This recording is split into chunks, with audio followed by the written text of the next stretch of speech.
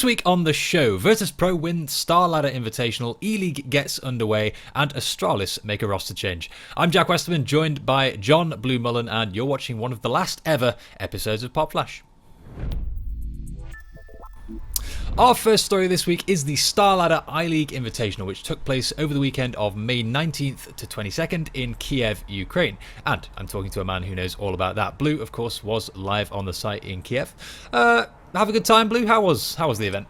It was fun. Yeah, it was a really cool event. It had a really big stadium, so it was pretty awesome to be there in such a big event. Only filling out a little portion of it, but it still made for a pretty awesome environment, especially when it got dark outside, when we had the last couple of games of the past 2 days during the night. Yeah, absolutely. Well, I mean, the stadium alone looked pretty sick. Yeah. So as we get this graphic up on screen, this was the group, the bracket with Hellraisers, SK, VP, Worst Players, and all those guys down on the left. A lot of matches to talk about here, Blue, but I want to pull out just first off the bat that Na'Vi game, because we've come to expect a lot from Na'Vi. I think recently HLTV pointed out that they'd been number 2 in the world, something like 19 times in the last couple of years. So Na'Vi, caliber, real quality team, losing to somebody like Dobry, and they actually lost in the lower bracket as well and got knocked straight out. Perhaps not the best way to start this tournament or play it. No, definitely not.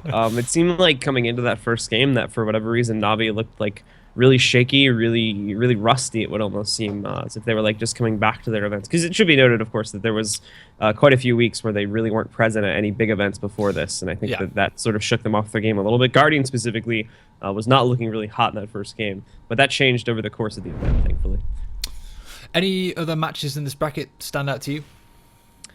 I think not really a single match, but just how dominant Virtus Pro were here. I mean, especially considering going over even to SEVO and like kind of how shaky things were for them there. Yeah. They'd sort of been springing back after doing okay at the major and then doing somewhat all right back over at some of the other events they were playing in too. But coming into this one, they seemed extremely on shape and just breezed right through almost, with the exception of losing that one map in their first game versus Worst Players. They just breezed right through the upper bracket. Yeah, and of course we'll come back to talk about Virtus Pro in a little while because they did win the whole event. Just before we leave this upper bracket graphic, I want to talk about Simple's new team, Worst Players. They had an okay event. I mean, they lost to VP, who were the eventual champions in the upper bracket. Then in the lower bracket, they beat SK, lost to Godsent. What do we think of this roster overall, Blue? It was way better than anyone was expecting. I personally, especially considering that they were like added to this event with like a few days before it, so there's no way they had enough time to prep for something like this. Yeah. I was extremely surprised with how far they were able to get. I was expecting them to go out last place, to be completely honest. But showing up, everybody thought it was going to be like the Simple show, with 4 of his friends just tagging along. That sort of seemed to be the case in the last match they did play, but in all the ones before that, where they were much more competitive and they actually did end up coming out on top.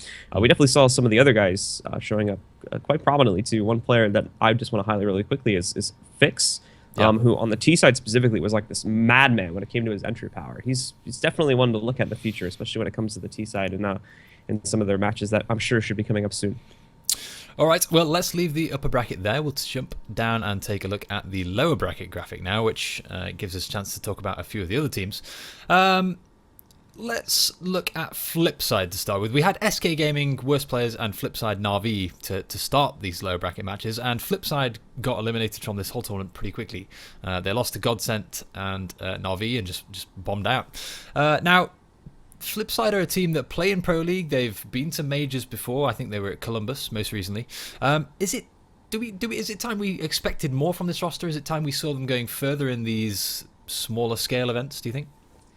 I mean, I definitely agree. I think it's time that we do see them like finally having a good performance for themselves. It's strange because like in my entire time of being in the CSGO scene, which isn't very long, it's like we just never really seen anything super impressive from them. They managed to always get into these big events, but when they show up to the table, they just never really bring any prominent performance, and they've never just had an event where they show up. They're always that team that shows up and goes out either early or later in the group stages, never making it really to the playoff bracket.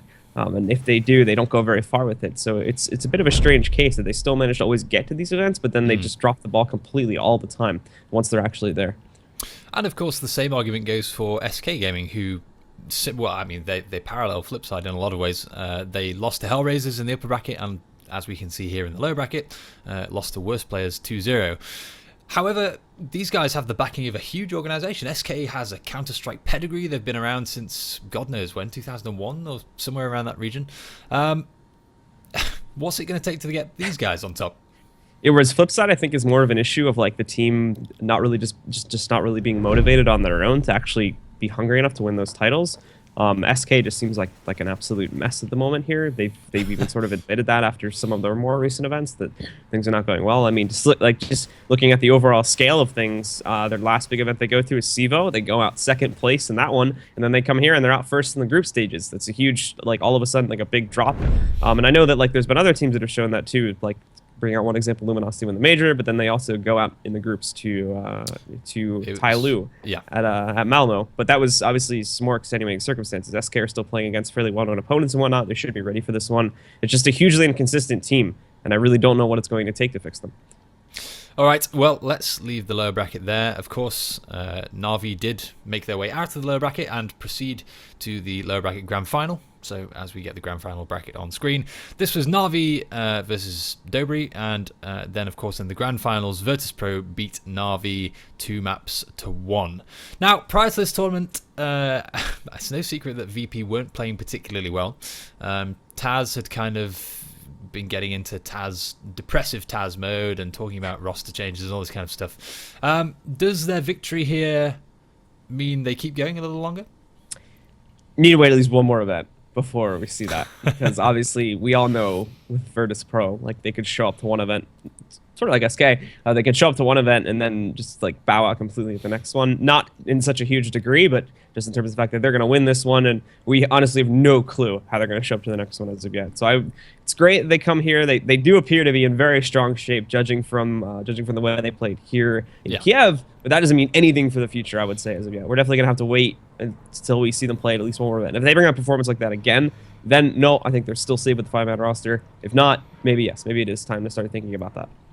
Taz was also tweeting over the weekend about the structure of this format, or rather the format of this tournament, in the fact that they came from the upper bracket and Na'Vi came from the lower bracket, but they had no advantage over Na'Vi, despite having played better, you could say, throughout the tournament. Is that fair? Do you think that it was winner takes all regardless of which bracket you came from?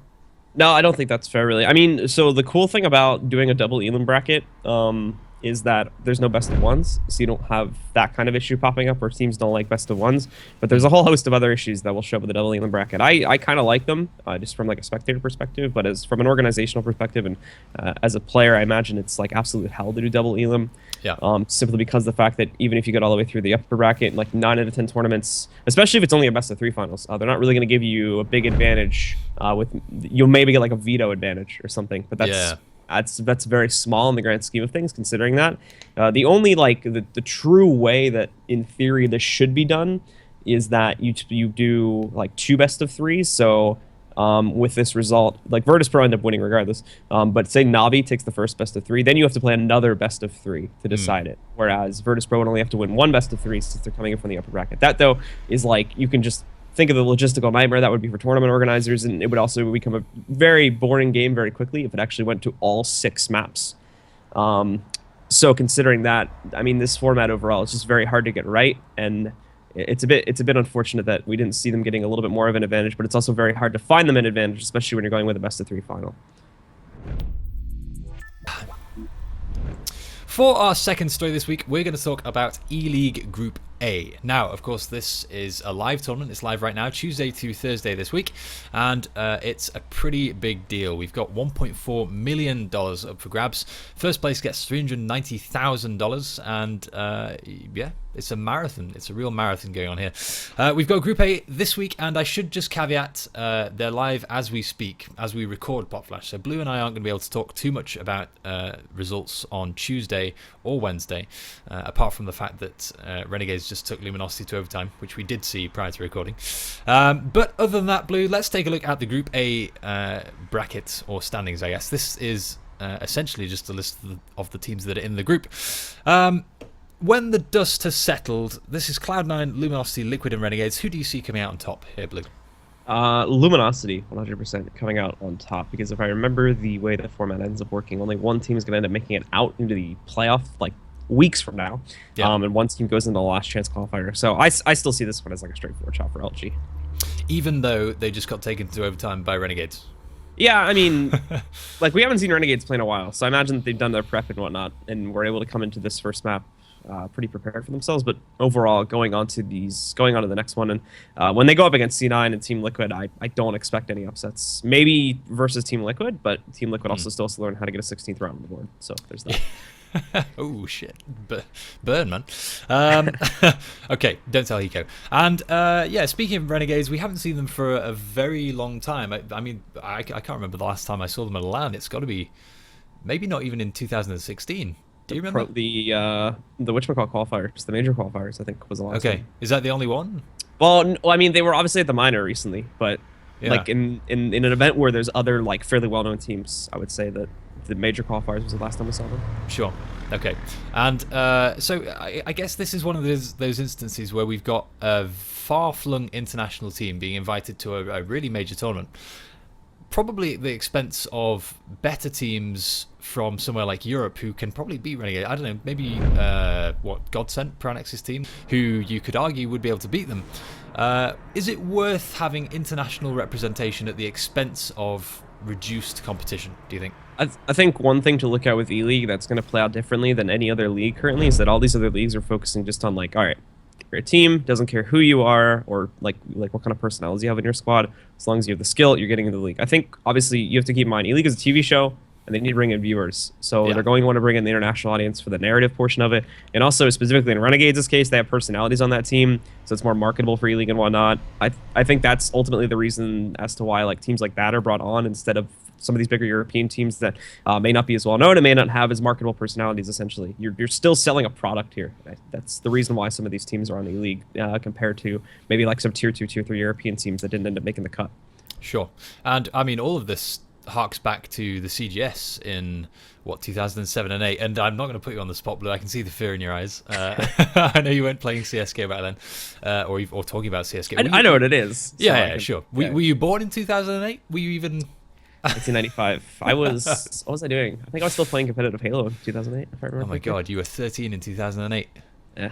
I am old. Okay, anyway. So CGS was kind of the exact same thing as ELEAGUE. We had all these international teams coming together, playing a televised league based out of California, and it was a complete flop. They went for 2 seasons, made 0 money, and the whole thing ended, killed North American Counter-Strike in the process. What stops ELEAGUE from going the exact same way?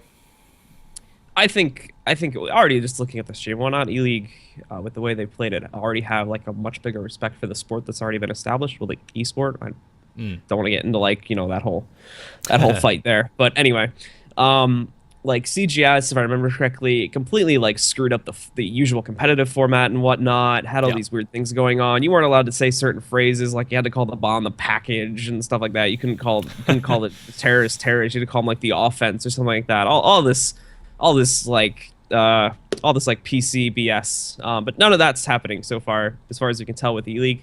ELEAGUE already they want to be a part of us. They're not like forcing us to be a part of them, essentially, is the best way I can put it. And I think that's probably what is going to allow them to go for a lot longer than CGS had went for. And last question before we leave this topic, do you see people watching it in wings houses all across the States? I want to find out this Friday. I want to go there just to see the salt on like drunken sports fans' faces that want to watch like a boxing match or something. Should be good. Last but not least, I've got some quickfire questions for you, Blue. So, quick as you can, give me your thoughts on the following news stories from the week. Optic win the North American minor qualifier and Tempo Storm qualify in 2nd place. Optic winning this is actually a big surprise for me, considering like the drama they'd been going through, or like there was the statement that came out saying like, oh, we haven't practiced in 2 months. It's like, all right. But then they go to the Pro League finals and they upset against Astralis, I believe, right there, causing a big swirl at that one.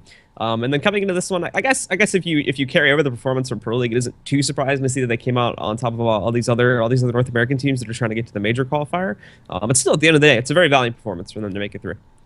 And lastly, Astralis have added Kirby and dropped Cajun B. Yeah, so this is a big change, and I imagine that like it should be said now that, and I think they admitted it either yesterday or something like that, that like, yeah, they're in a slump finally.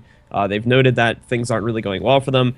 And they're starting to go out in these. They're starting to go out like earlier and earlier in the tournament. It's always like the semifinal curse that they had been known for previously, but now we're starting to see it happen more and more earlier on in the event. The individual performances are dropping off. The team motivation just doesn't seem like it's there as much. So swapping it out for Kirby, who's been like the hot shot from Dignitas, and it's definitely like this is also another thing too. It's sort of like Stewie in a way that he's a very young talent and he can be developed over the next few years. So he has a lot of longevity behind him, which the guys from Astralis are going to be able to use for a very long time, hopefully. And I think that's why they've gone for the pickup on him. Very smart pickup, and I'm interested to see how it goes over the coming months and possibly years. That's it for this week. I'm Jack Westerman, joined by John Blue Mullen. We'll be back next Wednesday, maybe, with another episode of PopFlash.